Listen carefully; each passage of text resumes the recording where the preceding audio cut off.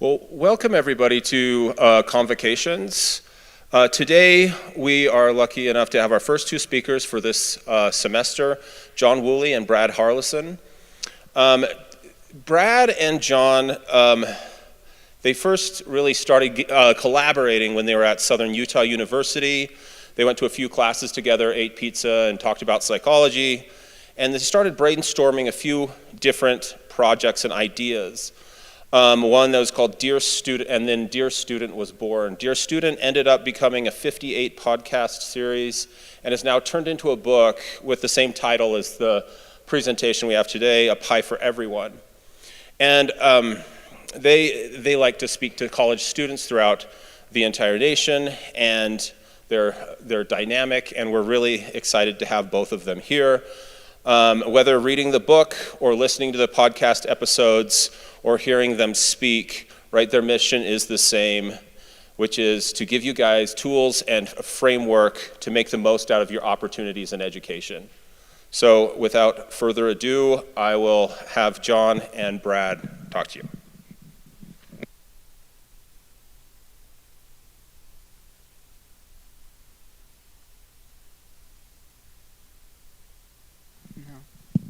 There we go. Ooh.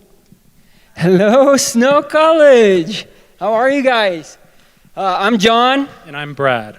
And we connected a couple years ago, just like Eric talked about. It was actually, we would hang out over Psych, the TV show. It wasn't necessarily our psychology class, but no, it's all good. Anybody here like Psych? We just know that. Okay, No, we got a anybody? couple hands. Proud of you.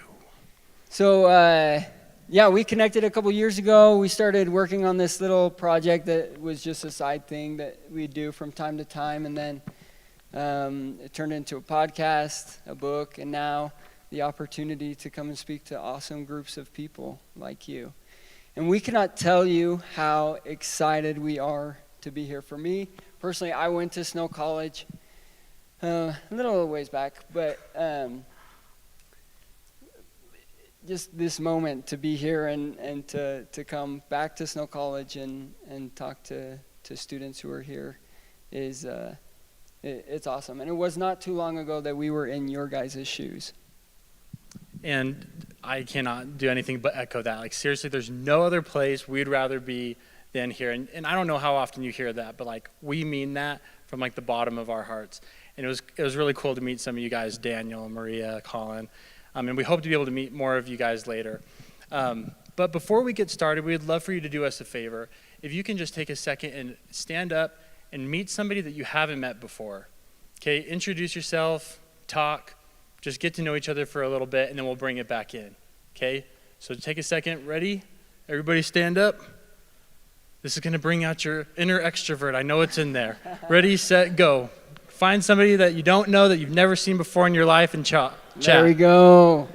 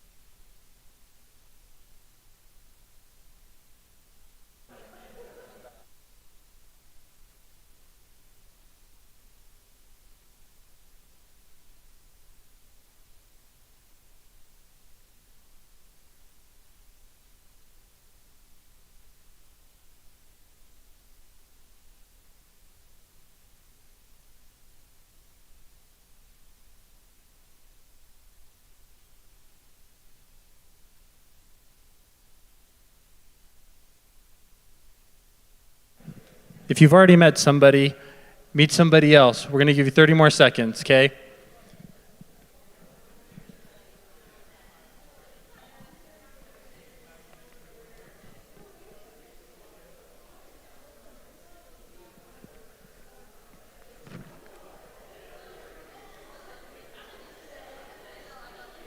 All right, start wrapping up your conversations with your new friends.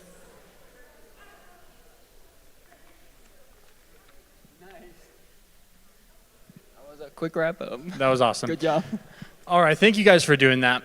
That's one thing that we always love to do because that's almost exactly how John and I met several years ago, was being just like introduced in a situation very similar to this.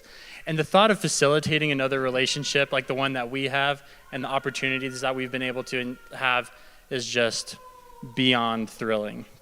So thank you guys again. Yeah, super exciting.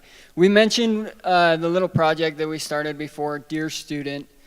At the core of everything that we do with Dear Student is this central idea, and that is that each of us, each of you, have this incredible ability to create your experiences.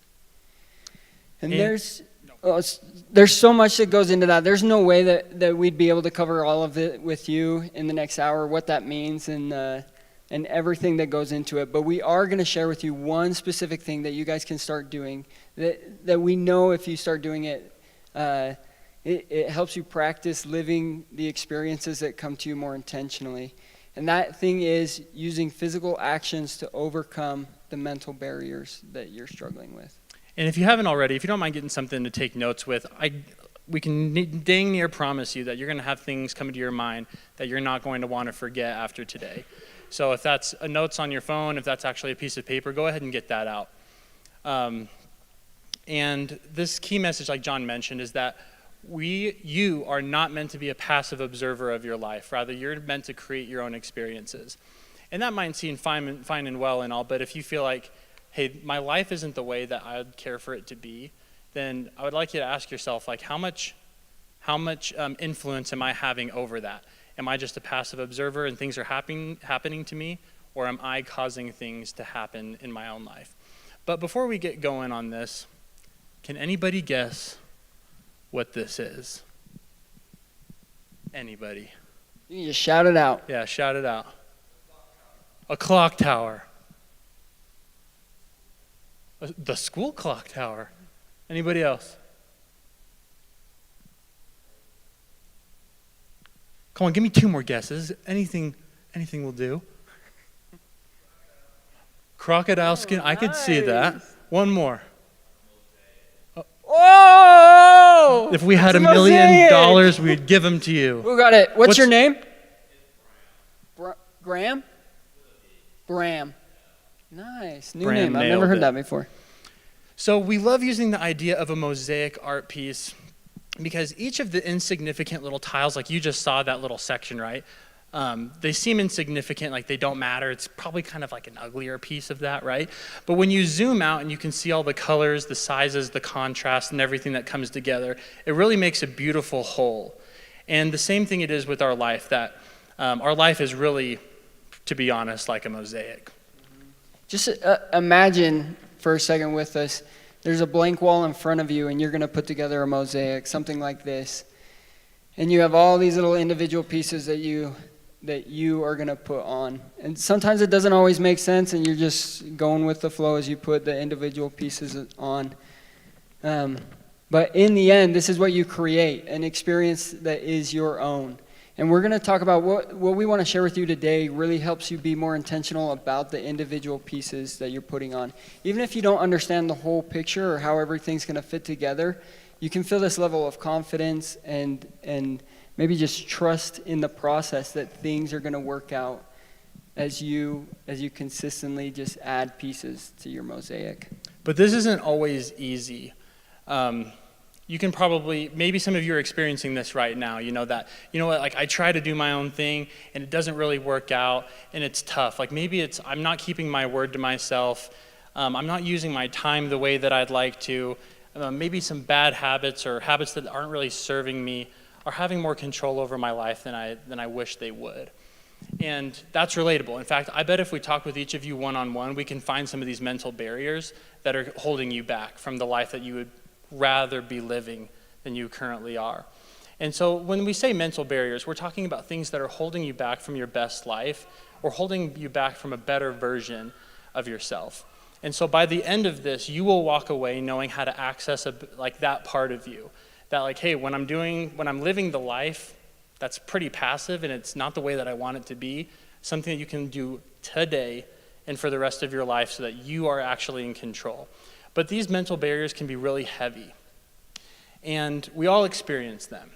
But you're meant to be somebody that's able to overcome them and actually do the things that you want to do and have the life that you actually want to have. But in order to do that, it really is important to understand that we have two voices in our head. And you can probably all relate to this because I feel like I struggle with it every day. We have one side of our brain, and it's our driven voice. It's something that's pushing us, our creative side, that's pushing us to do and be more than we are right now, right? Like we see like, oh my gosh, like I think of it especially when my friends are doing something awesome. I have a friend that's doing triathlon, but he's going to do the triathlon on the bike section on a unicycle. Like, what a psychopath. You know, but when I hear that, I'm like, that's so cool. Like, that pushes me to do and be more. But when we also have this other voice in our head, it's our comfy and safe voice. You know, and it's like, hey, just stay in bed a little longer. You know, it's warm and cozy and comfy. And that, although it seems really nice, in the long run is actually not serving us. Yeah, this safe and comfy voice is like the bane of creation.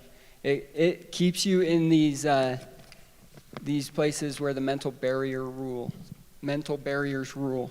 So there's really like three main places that that your comfy voice lives in, that these barriers stem from.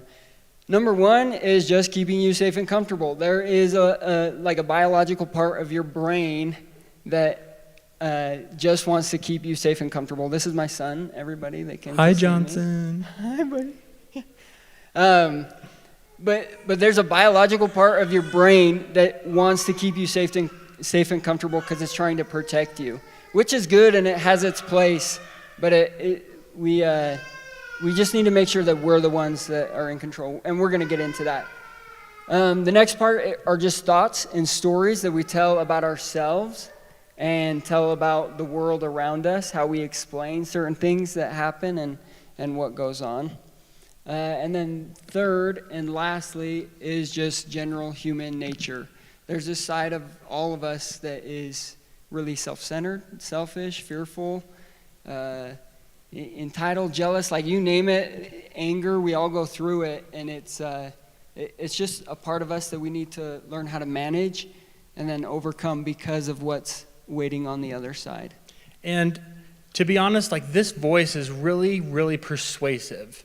Like, raise your hand if you told yourself you were going to do something this week at any point, going to the gym, get out of bed when you said you were going to, not hit snooze, but you didn't do it because that comfy little voice convinced you not to. Raise your hand if you did something this week. Absolutely. I'll raise my hand and I will keep it up because even though I talk about this and we're passionate about it, I still listen to that voice. And it's smooth and it's really convincing. But we want you guys to kind of flip that voice, like so that it's annoying, that you want to combat it a little bit. And I think like picture that voice as if it was like the most ugly, annoying, I don't know, like shrill, like almost like Elmo talking to you all the time. You know, just like, no, I don't want to do that. But it impacts every aspect of our life, from the way that we use our phone and social media, food, the way we approach our relationships and time and money and everything, because we want to do what we want to do, right? And we want to be able to give in more to this comfy and safe voice rather than this driven and creative voice that's going to create a better version of ourselves and ultimately help us create the experiences that we really want in the long run. Yeah, so just imagine yourself. Sometimes when this voice gets talking, the offer seems pretty nice. You're like, yeah, I'd way rather stay in bed 15 minutes. Like, I can still make it to class if I sleep in 10 minutes longer, 20 minutes longer. But in the end, it doesn't do you any good. So whatever we can do or whatever you can do to flip it and get the voice, like we want that voice when it comes on to be the most obnoxious thing that you've ever heard, like Elmo. Yeah, but John actually has a really cool story that he experienced that when he told it to me, and it was actually when we reconnected because I had just had back surgery, and I was like, man, I would do anything to be able to go exercise. And he's like, I'm running up a hill today. And I was like, that sounds awesome. And I don't think under any other circumstance in my life I would have said that. But because I was confined to a chair and a back brace, I'm like, that sounds awesome. Yeah, so Brad, just a quick story. So Brad and I go down to grad school. We'll talk about this in a minute. But this was like my first reconnection with Brad. I see him at an event, and he's just sitting in this chair. He's got this back brace on. My posture was perfect. Straight up. And every time he'd have to sit down, he's just like, he's so stiff. And then when we'd go and watch Psych, and he'd go to sit on the table, the chair, he'd just, and then fall into it. It was a pretty funny sight. I know, it was a tough time. But here we go. Okay, so I found myself at this crossroads at one point in my life. To give you a little bit of context how I got there, I came here to Snow College. And actually, just a quick shout out to two of my great friends when I was here, Ashlyn and Dan, two of the greatest and best friends that I had while I was here. I loved it. It was the best experience that anybody could ask for. After I was at Snow College, I transferred to SUU, and it was the worst experience. It was really, really, really tough. It turned out okay. It turned out okay because of some of this stuff that we're going to talk about. But for the first 2 years, when I was finishing up my bachelor's degree, it was really, really hard. So you can imagine when I was graduating and getting ready to go, I was pretty excited to get out of there. I was like, see ya, SUU, never to return. I was pretty anxious to move on with things. But then a couple of months later, I was getting ready to do a master's program, specifically in Cedar City. So I was headed right back to this situation that had sucked for 2 years. It was bad. And this is where I got to this crossroads. I could see, on the one hand, I could keep doing things the same way, and I would get the exact same experience that I had for 2 years before. Or if I wanted to create a different kind of experience, then I was going to have to do something different. But I could tell that there were all these things that were weighing me down, these mental barriers that were keeping me from feeling like I could really move in that direction, or at least punch through to get to whatever was waiting on the other side. Now, there's lots of things that went into it. I'm going to talk about one specifically, and that was finishing. I really sucked at finishing things. It was really bad. I'd put things on my to-do list. They would never get done. I'm like, I'm going to do it this week. It would never happen. I would start something, and then I would quit partway through. And I started to discover, man, I've really got this thing, this mental barrier that's holding me in place called quitting and not finishing. And it sucked. So one day I had the thought, I was like, man, why do I suck at finishing? And then another thought came, dude, you are not in the practice of finishing. You're not in the habit. It's not what you do. You start and then you quit. And if you want to be better at finishing, then you need to practice actually finishing something. So this is what I decided to do. I'd run to this hill. This is Ridge Road, if any of you have been to Cedar City. It doesn't look like it's that steep, but as soon as you get your running shoes on and show up, you want to go home. Okay, so this is not even nearly as steep as it looks. So I would pick a specific starting point. In my mind, I'd decide this is where I'm going to start, and then I'd decide a finish line. This is where I'm going to finish. And every single day, I probably did it for 2 weeks. I would run to this hill, and then I'd get to the starting point, and I would just start running. And if you've ever ran up a hill, or when you start running up a hill, you can imagine that safe and comfy voice. That little Elmo voice. Starts going crazy. And it was like, John, you should quit. You've never done this before. Like, you're in pain, your body starts hurting, and so it's just keeps nagging at you to stop and quit. But every time those voices would come up or those thoughts would come in, I would just tell myself, no, just keep going, keep pushing, go a little further, do a little more until you finish. And I would, every single day. I would run up until I got to the finish line. I wouldn't stop until I got to the finish. The coolest part, were you going to say something? I was about to say, this is the best part. You're like, okay, what does running up a hill have to do with anything? And I think this is such an awesome illustration of what it actually translates to. The coolest part, a couple weeks later, I was in the library grinding away at this project. It was a pretty big project that I was trying to get done. Had been working on it for a little bit, and all of a sudden these thoughts started coming in my mind. It's like, all right, it's late, let's call it. Call it a night, go home, let's eat, go to bed. But then this other voice and thoughts, these other thoughts started coming in my mind. They were like, no, just keep going. Just push it a little bit further. Just do a little bit more. And I did. And I ended up finishing the project that whole night, or the whole project in that one night. I got it all done. And what was once something, a mental barrier that would have totally dictated my actions and what I did, was now something that I had overcome, pushed through, and was now on the other side because of something as simple as this. Choosing a physical action that I felt like would influence a specific habit or thought process, and then following through with it and doing it. And it was a completely different experience than I would have experienced even just a couple of weeks earlier. Yeah, I think that's so perfect. And that's the whole idea. It's not just doing physical things for physical things' sake, but there's something about doing these physical things that actually kind of brings what's going on in our mind out. And we can have like a kind of a face-to-face, heart-to-heart with that situation. So real talk, I want you guys to write this down, the thoughts that come to your mind with these questions. Can you identify, kind of like what John was saying, like I was able to recognize I don't finish things.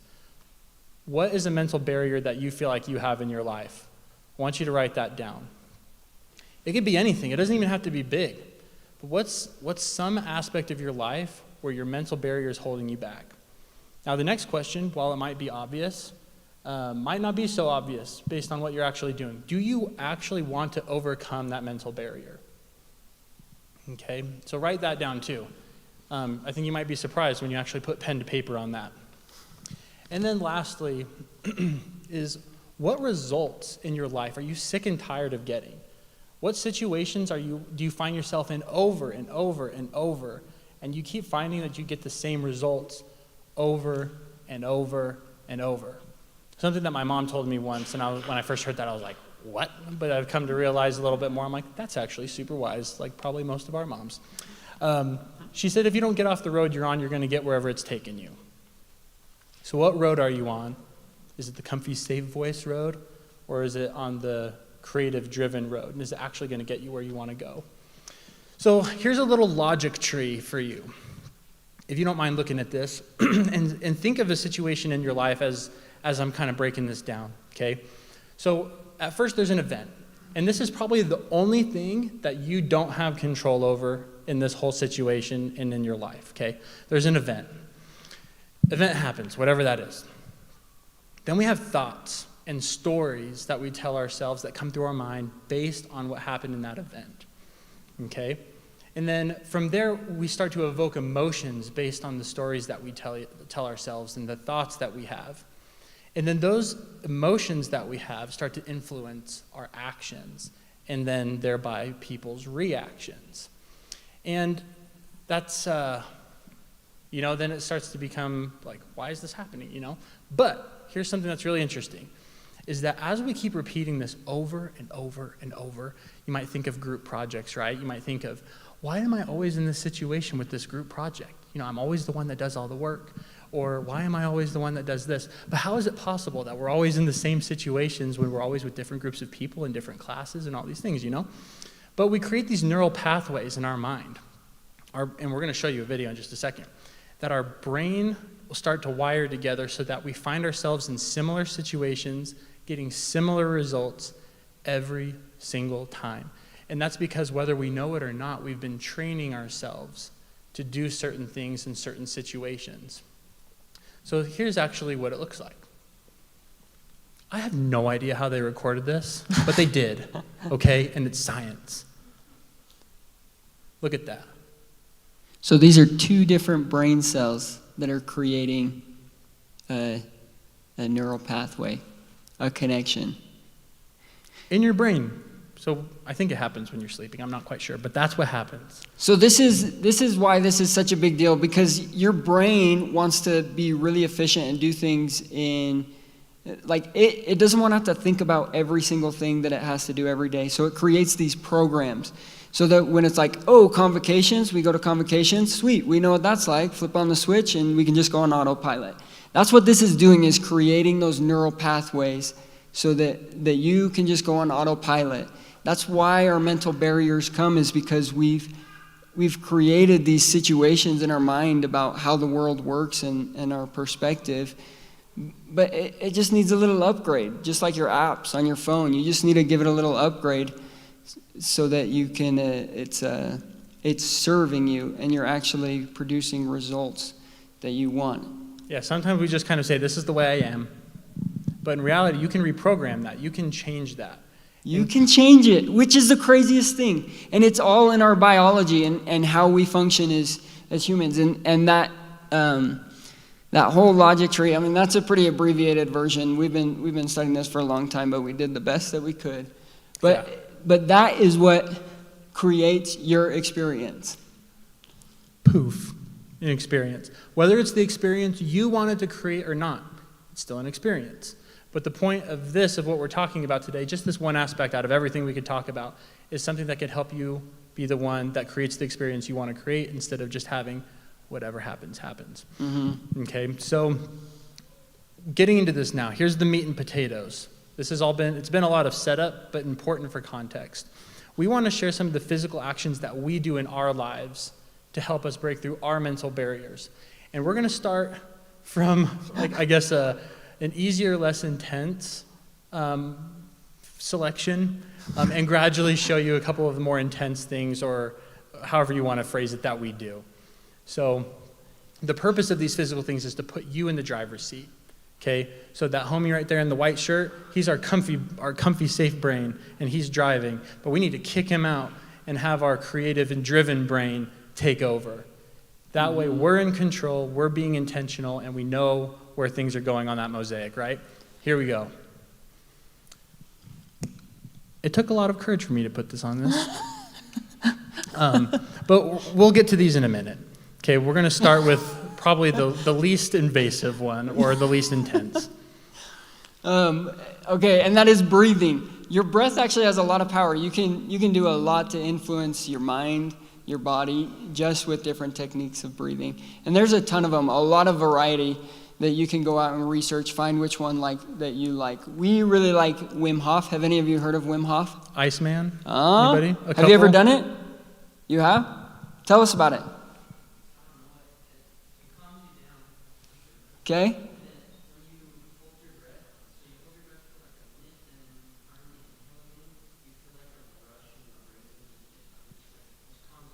It's awesome. That was good. That is good. Did somebody else say they did it over here? Okay, yeah. Well, thanks for that. I think that's a perfect way of summarizing. There's a lot of different ways to use breath. Yeah.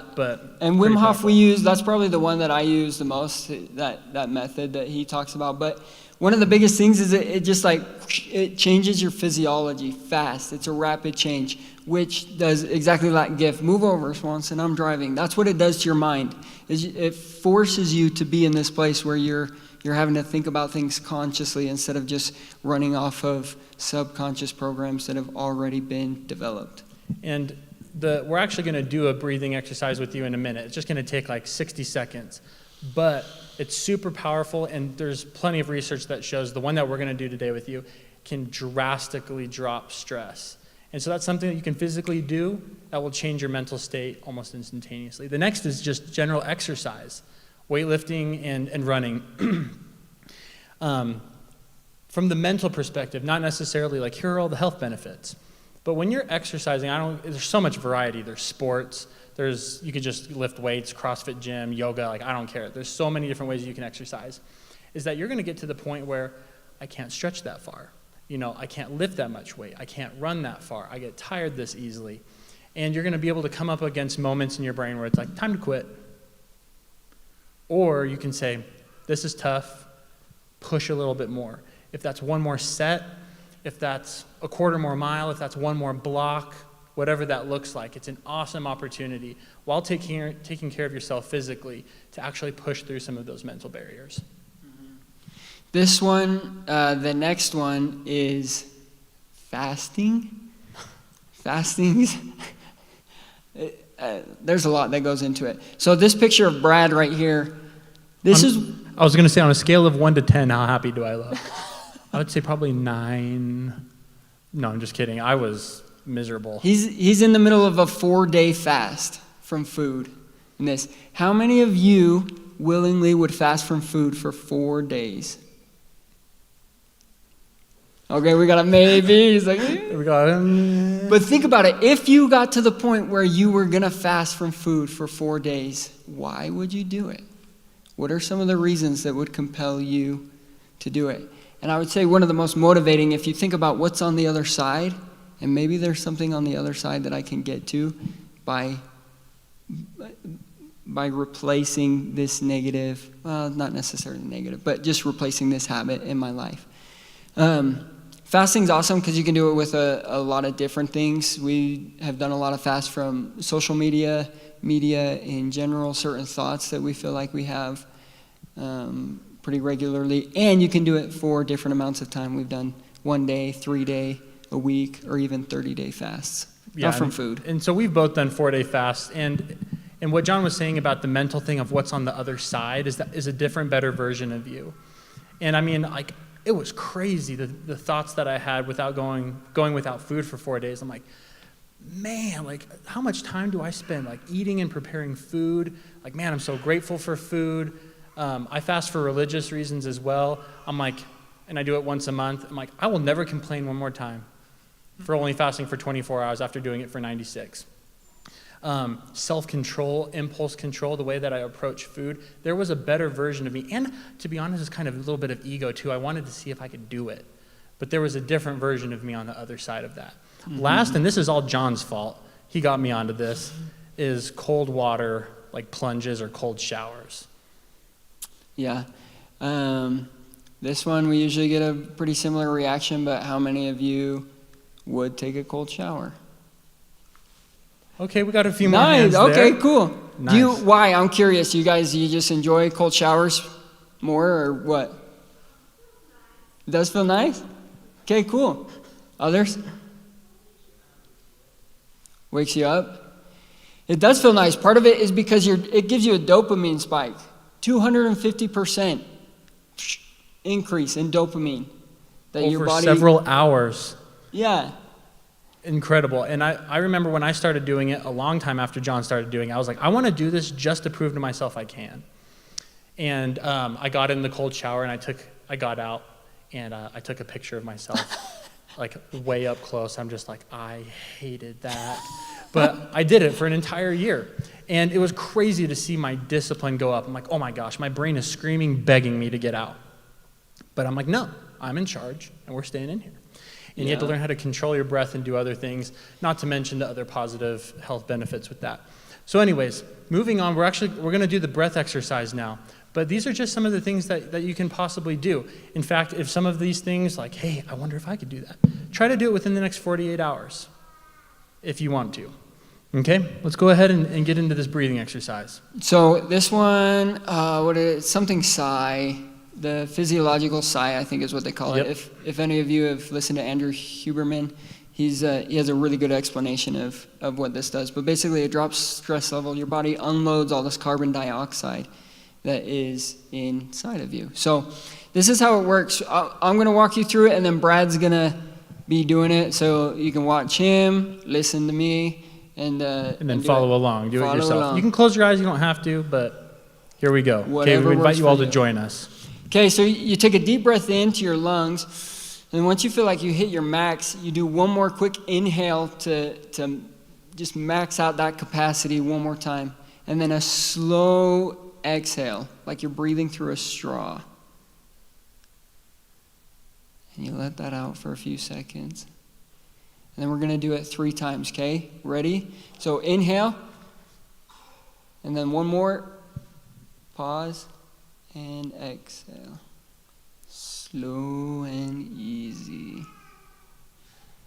Okay, round number 2, inhale, heavy inhale. One more, and exhale. Real slow. All right, last one. Inhale. Put it in one more time, all you can get. Hold, and then exhale.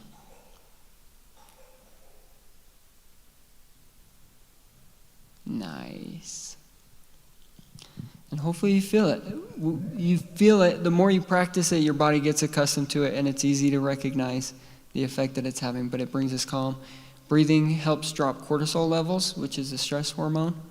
My son, I guess we'll just bring this up since you guys all saw him crawling on the stage, but we've started to teach him to breathe, and he's so freaking cute when we're like, Johnson, he's like, when he gives us this look, it's awesome. And I just got a dog. It's a little golden retriever. And this is our we'll wrap up here. But sometimes when you see him fall asleep, you'll see them do this double breath. You'll see like and then the big sigh.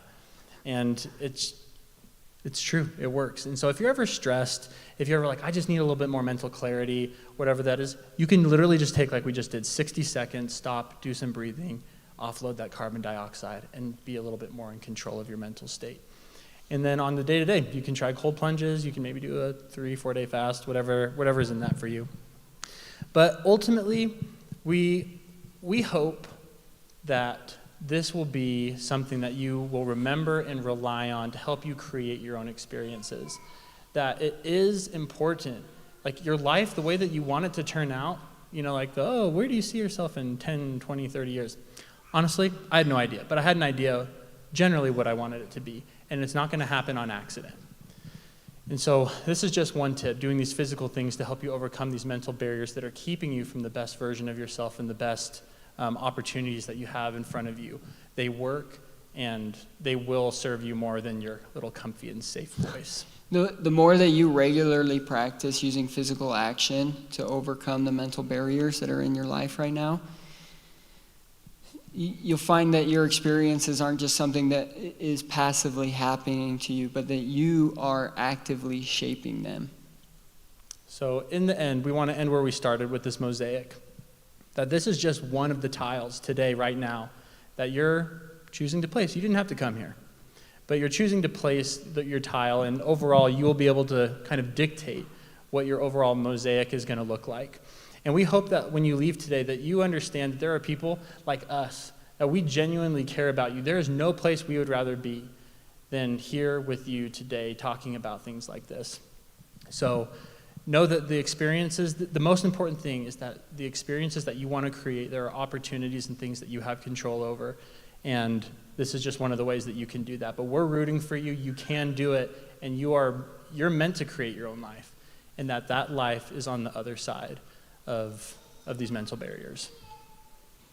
So Snow College, thank you guys for having us.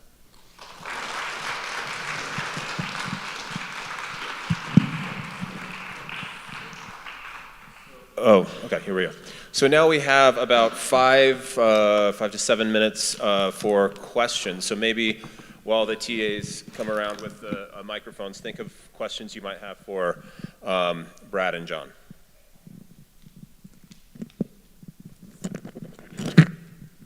Don't be shy. Please ask us stuff.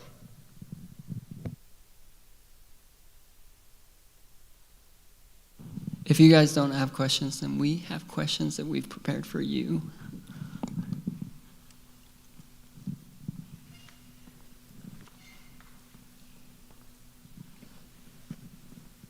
So is this like the type of career you imagined you would always go into, or how do you kind of choose this path? What was your name? Aaron. Aaron.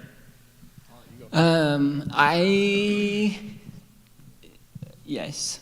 When we, in the context of our professional lives, we talk about creating the meaningful experience for yourself. In the context of our professional lives, this is as meaningful as it gets, to be able to be here with a group of students like you and to connect and to share this message with you. Yes. But we're still working on it and growing and building. Absolutely. And I don't think, I'll keep this super short, but yes and no, okay? This is where I get a hit of dopamine. I think this is so awesome. And partially because I had people in my life when I was like, oh my gosh, like, am I just kind of subject to my circumstances? That kind of came in and helped me understand that there was something more than that. The one example that comes to mind was I was going to go play college volleyball. I'm from Southern California. And just a couple months before signing with the university that I was hoping to play for, I tore my knee and my shoulder within like 24 hours at camp, just after we had finished junior nationals, which we had a sad ending and tied for fourth. And so I was like, my life was over, like for me, just like, oh my gosh, what am I gonna do? My grades tanked, literally almost didn't graduate high school when I was like in the top like 5% of my class. And so it was a really tough time. And so I was like, why does it seem like all my dreams and stuff like always kind of get stripped away right as I'm about to get them? So I kind of felt like an object in that situation. But as time went on, I realized that like, no, I have control over my situation, and my life has turned out better than I could have probably planned it, even though I didn't have certain things that I had hoped would be there. And so I think from a pretty young age, I had an idea that this was going to be it. I just didn't know what it looked like yet. Yeah, thank you for that question. I also changed my major 5 times. I had no idea what I was going to do. And I had a 2.02 GPA and almost got kicked out of college. So there's hope for you. I even went to grad school, which I didn't anticipate doing either. So you never know where life is going to take you. Not even close. Do we have another question? Oh, I know there's questions. Come on now. What kind of questions come up in your mind about mental barriers and what they might look like in your life? Do you feel like you got a pretty firm grasp, like, oh yeah, I could identify a mental barrier as it comes up in my life, or do you, where do you feel like you're at with that, or anything else? Oh yes, thank you. What's your name? My name's Maggie. Maggie, what's up? I was just wondering what the difference is between a mental barrier and just like being lazy. Like, is there a difference? Do you think that they have to be different? Like, from what you understand right now, do you think there has to be a difference? Yes, I Okay. think so. Because, so laziness and a mental barrier. Yeah. So do you feel like laziness, do you feel like it keeps you from something? If you're lazy or you have lazy habits, do you feel like that keeps you from something that you could create or achieve in your life? Yes. Then I think it would be safe to say that, yeah, like that's a mental barrier. Kind of what we mentioned, like there's our voice that wants to keep us safe and comfortable. There's the thoughts and stories that we've been telling us ourselves from way before we realized it. And then ultimately like those habits of being like lazy, or like what John was saying, like he just straight up wasn't finishing things. And so I think if you can kind of like sit down, there's an exercise you can ask yourself. It's like ask yourself why 10 times. So it's like, do you feel lazy? Yes. Why? Because this. Okay, why? And then you can kind of go back and back and back, and then see if you can find a root to that. And then if you're able to say like, oh, I guess I've just kind of, like John said, I'm in the habit of being lazy, then you can kind of address that. But I would definitely say like, yeah, if laziness is something that you feel like is keeping you from where you want to be, then yeah, probably classify that as a mental barrier. Yeah, and you don't have to overthink a mental barrier. Like, oh, is this a mental barrier? If you just feel like it's something that keeps you from calling the shots, living, like we have this analogy that we think of a lot with sports, where like a lot of people don't realize until they go through some of these physical actions that we're actually sitting on the sideline of our life. We're just sitting, watching it happen. Some people aren't even on the sideline. They're the guy in the living room watching the game at home. And this is their life that we're talking about, you guys. They're not even the one in the game who's making the plays or calling the shots. So when if you were to take some initiative and do some of these physical actions, I think that's a huge discovery that you would make. It's like, whoa, I've been on the sideline this whole time. And this puts me in the game.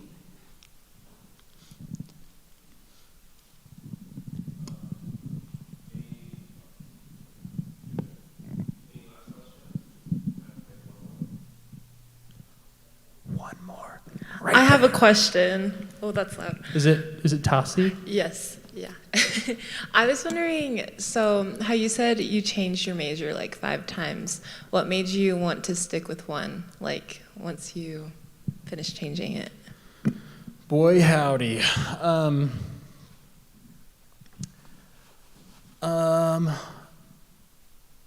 fastest, okay, let me get this down to like 4 sentences in my brain. Okay, here we go. Sentence number 1 is there's a thing called some of these might be run-on sentences, but I'll make it quick. There's a thing called identity foreclosure. And so I experienced that after volleyball didn't work out for me. Okay, it's pretty much when what you do, volleyball, overcomes who you are. So to me, volleyball player was my identity. That's probably relatable for a lot of you. It didn't work out, slashed, so now what is my identity if I'm no longer a volleyball player? So now I was on this search again to find who am I? I don't know, it's a weird thing to have as an 18-year-old, you know? But then I got to college and I was just like, well, something that's cool that other people would think is like respectable, makes a lot of money, whatever. Orthopedic surgeon, I've had a lot of experiences with those. Back surgery, both my knees, shoulder, like, sounds cool. And then I realized that I wasn't in the habit of finishing either. I didn't want to do my homework. It was an overwhelming amount of work, and so I was like, forget that, I'm going to change my major. So I was a biology major, pre-med. And then I changed to biology education because we like to teach and do stuff like this. Sounds like it'd be fun. And then I switched it again to something, and then I switched it to communications, and I switched it to another degree of communications. And then I was just like, get me out of college as fast as possible. But the one thing that I did know was like, I want to be able to be and do whatever I want to do on my terms. And so that was like kind of the fastest way out. And luckily I found this dude before we did that, and so we started creating what we wanted to create. But in contrasting that, this is my last sentence, more than 4, but I have my other friend who, since we were sophomores in high school, he knew he wanted to be an oral surgeon, I think. And he's still in school. That would be me if I followed the same track of being an orthopedic surgeon. And so I think ultimately, like, and we could talk about this after in greater depth, but there's so many decisions that go on, and I think it's just do the one that makes the most sense for you, and know that everything will work out. Even like I said, I almost flunked out of college, I almost flunked out of high school, which I can't believe, but I went to grad school, and I've had an amazing life since then, and I'm creating the life that I want to now. And so that won't ultimately boil down to how your life will turn out, but it does impact it right now and for at least the present 4 years. Well, why don't we give one last round of applause for our speakers. And thank you guys.